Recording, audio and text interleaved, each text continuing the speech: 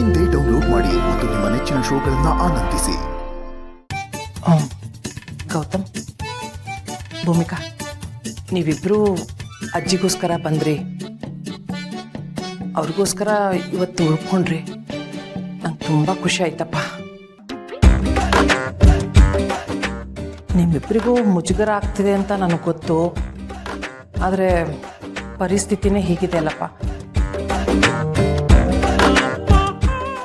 ಸ್ವಲ್ಪ ನೀವಿಬ್ಬರು ಅವರಿಗೋಸ್ಕರನಾದರೂ ಇವತ್ತೊಂದು ರಾತ್ರಿ ಸ್ವಲ್ಪ ಅಡ್ಜಸ್ಟ್ ಮಾಡ್ಕೋಬೇಕು.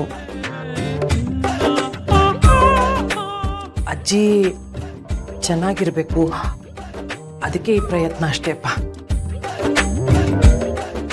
ಮತ್ತು ಅಜ್ಜಿ ತುಂಬ ಸೂಕ್ಷ್ಮಿಸಬಹುದು. ಅವರಿವತ್ತು ನನ್ನ ಹತ್ರ ಹೇಳ್ತಾ ಇದ್ರು, ಯಾಕೆ ಅವರಿಬ್ಬರ ಮಧ್ಯೆ ಏನಾದರೂ ಸಮಸ್ಯೆನಾ, ಅವರಿಬ್ಬರು ಮೊದಲಿನ ಥರ ಇಲ್ಲ ಅಂತಿದ್ರು. ಅದಕ್ಕೆ ನಾನೇ ಏನೇನೋ ಹೇಳಿ ತೇಪೆ ಹಚ್ಚಿದ್ದೀನಿ.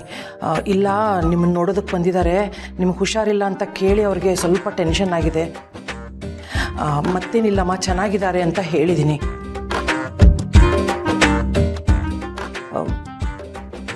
ಅಜ್ಜಿಗೋಸ್ಕರ ಅಲ್ವಾ, ಇವತ್ತೊಂದು ದಿವಸ ಹೇಗಾದರೂ ಇದನ್ನೆಲ್ಲ ಸಹಿಸ್ಕೊಳ್ಳಿಪ್ಪ.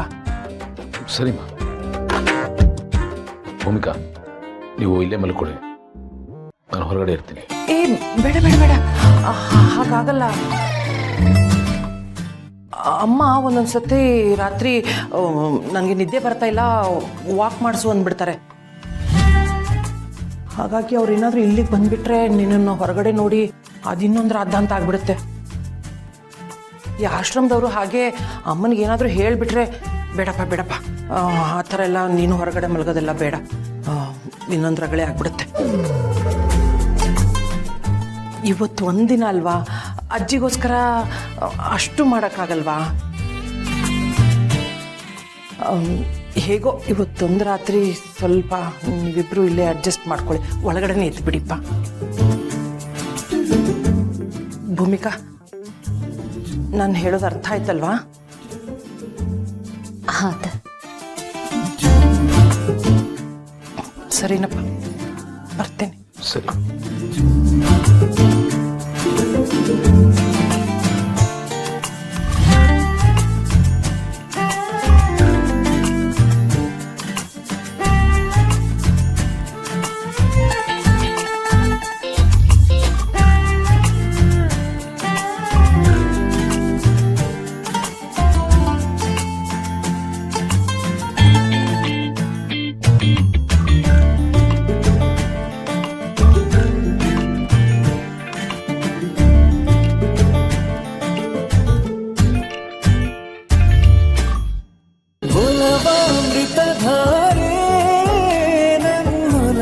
ಅಮೃತಧಾರೆ